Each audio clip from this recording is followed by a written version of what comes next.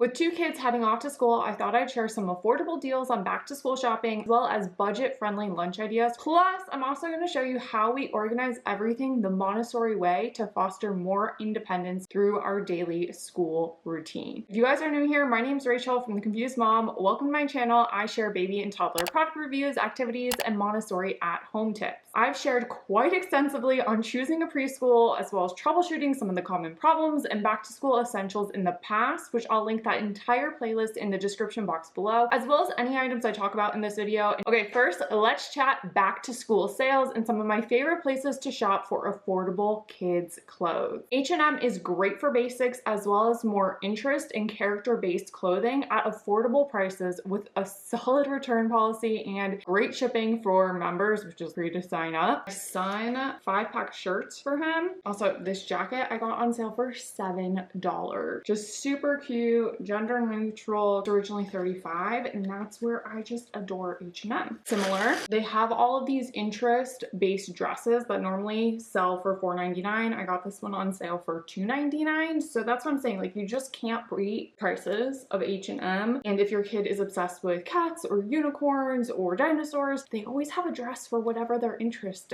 is. Similarly, the bathing suit. My kids go to the beach at school, so we always need more bathing suits in our family. And I think I got this one on sale for $8, maybe less. But that's what I'm saying. You can just find such good deals around this time of year. It's also where I get a lot of my basic tank tops that I've been asked about on this channel in the past. Not this one, this is Abercrombie and Fitch, but those are like my two go-to. At Kohl's, I love the Little Co by LC line. Couldn't resist. My son's name is Captain. This was obviously a must-have for us, and it was on sale. I think it was like $10 or something. Great light sweatshirt, and I also just love their basic shorts. I will say I do buy a lot of their boy shorts for my daughter. I like the longer leg. A lot of like girl shorts are just cut really skimpy. She'll wear, you know, she's 5, she'll wear like a 2T or 3T boy short, so it's more fitted. And I have just found that these last really well, and this season they come with pockets, some season they don't, but they always have some variation of these shorts for sale when it comes time for back to school. It has great basics and essentially has knockoffy vibes of Riley and Crew, which is definitely my favorite kids clothing company, but it's not affordable, although they are doing a 40% off sale right now. And I love them aside from just being really cute, simple, more or less gender neutral prints, but they wash up so well and are super soft and last for years. My 5-year-old is wearing clothes that have been handed down already from 2 different kids, and they still wash up great. Also, one of the other hacks I do for Riley and Crew with girls is I buy 18 or 24-month-old dress, which will fit them obviously in the early baby toddler years, but then as they grow taller, like 5-6 years old, they can just wear them as tank tops because the backs have a button, so the neck hole will grow with your child. Pricey, but you will definitely get years and years and years use out of those. Little Planet by Carter's is another one of my favorites for great organic underwear, pajamas, and just basics. They definitely have more options for babies or young toddlers compared to older toddlers or elementary age children. And I know people love Old Navy. I just haven't found the quality of their clothing to wash up well in the long run. It always feels stiff and itchy, and same with Carter's signature name brand. I prefer Little Planet for that reason. Otherwise, it just feels gross, like cardboard and crinkly. I don't know. Generally, the way I shop on these sites is by narrowing it down by the size I need and then sort by price low to high to really prioritize the sales. And then as far as lunches go, we are huge fans of the Bentco lunch boxes. They are leak proof and do a great job of keeping things fresh. And I have an entire buying guide on kids backpacks if you want to check that out, but we're big fans of 10 Littles. It's super lightweight, holds a ton, and kids can actually personalize it by adding their own stickers to it. And I like that their name is placed on the inside for safety reasons. My favorite water bottles are these ones on Amazon actually. I like that they come with 2 lids and they don't have the rigids or silicone ring on the inside where the actual water is, which I have found to be the biggest creator of mold and the reason we have to throw away so many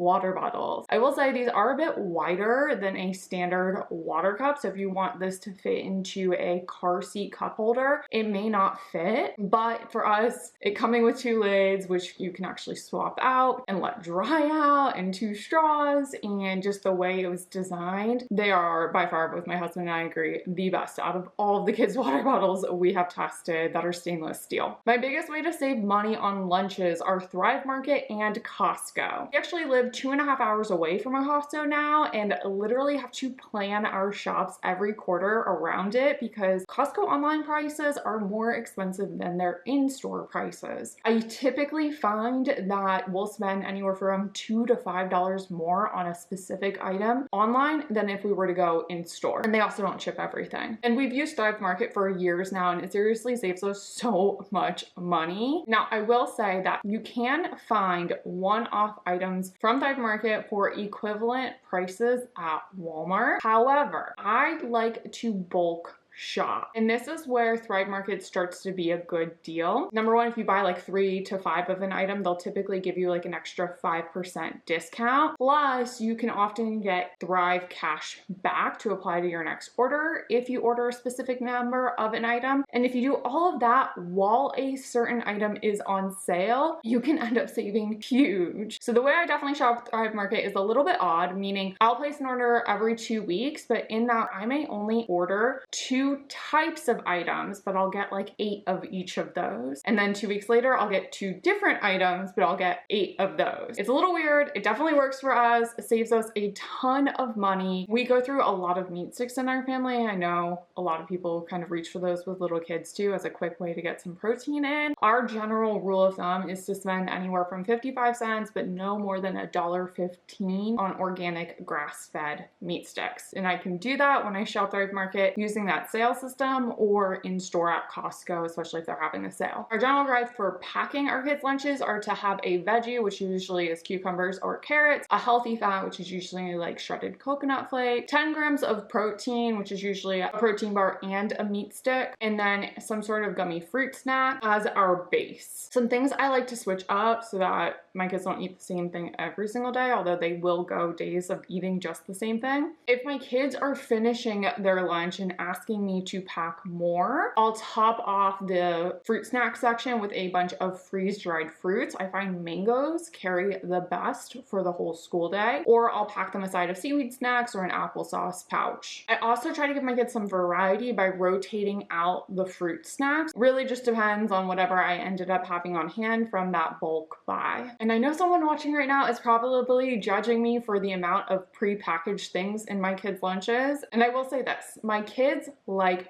fresh food. They eat a good breakfast, a great dinner, a great after school snack, and this is the height of their packaged meals. But when I have tried to offer them sandwiches or leftovers or fresh fruit in their lunchbox, I don't know if it's the Florida humidity, just the concept that I didn't take it right out of the fridge. I don't know what it is. If I try to do something nice, unless they specifically requested it, they pretty much just come home and are like, Mom, why did you give me that? I didn't ask for it. And it doesn't get eaten and the food gets thrown away and they come home cranky and hungry. So my girl math here is basically that while prepackaged food is definitely more expensive, I end up tossing away less food in the long run. My kids have kind of an odd school schedule that's not the norm, where they do 5 weeks on, 1 week off. During that random week off, it's nice that my grocery shopping can more or less stay the same, which also means less wasted food in the end. Additionally, my kids can actually pack pretty much their entire lunches on their own by doing it this way, which leads me to the next thing I wanted to share, which is how we set up our kitchen and school routine in a Montessori way where the kids are pretty much responsible almost fully for their stuff. Our pantry is really the command center for this, and we set it up with Montessori principles in mind. If you don't know what that is, I have a video and a whole series on Montessori at home for you guys to check out. But basically, we have hooks at the kids' height for them to hang their backpacks or find their backpacks before they leave for school. We keep their water bottles at their height eat down below for the same reason, and my oldest can just grab a stool and get her own water or open the fridge to get her own juice. Most of the items for their lunch are in these bins, which they can obviously access too. So every morning while I'm making breakfast, I set their lunches out on the counter. They come up on our kitchen helper. I have a whole review on the Ergo Baby kitchen helper here, and they start packing their lunches. At this time, if they have any special requests or swaps they want, I do it then. So sometimes my daughter will want a bagel with cream cheese for lunch, but if I packed that for her every day or without her asking for it, like I said, it would come home uneaten. I know for a lot of families, they prefer to pack the lunch the night before. You could totally do that. Mornings just work best for us. Similarly, kids have access to their own clothes and getting themselves dressed for the day, which is something I covered in my Montessori